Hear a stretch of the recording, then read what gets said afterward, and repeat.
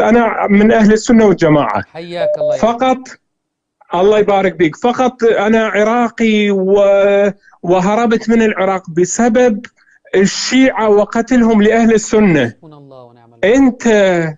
أنت بكل واحد، كل شيعي تهديه إلى الإسلام ده تخلص أهل السنة من سفاح مجرم. أي والله.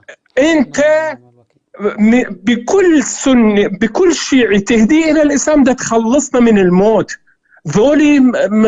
ذولي مصيبة ألقيت على ظهر أهل السنة والجماعة، هم والتكفيرين الخوارج أبادوا أهل السنة إبادة. أي والله.